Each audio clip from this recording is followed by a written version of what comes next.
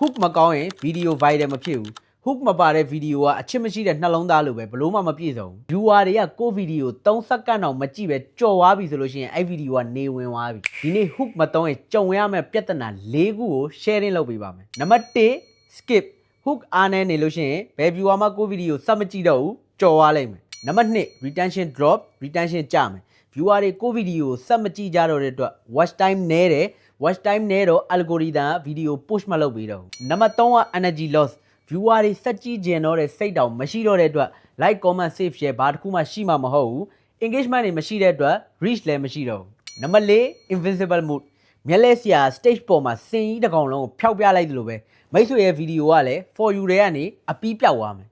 အဲ့တော့ hook မကောင်းရင် video တစ်ပုတ်အလကားဖြစ်သွားမယ် strong hook တွေပြန်သုံးမှပဲ video က viral ဖြစ်လိမ့်မယ်နောက်ထပ်လည်း viral ဖြစ်ဖို့ secret တွေအများကြီးကို sharing လုပ်ပေးပါအောင်မယ်ခင်ဗျာဆုံးဖြတ်ကြည့်ရှုပေးတဲ့အတွက်ကျေးဇူးအများကြီးတင်ပါတယ်နောက် video မှာပြန်တွေ့ပါမယ်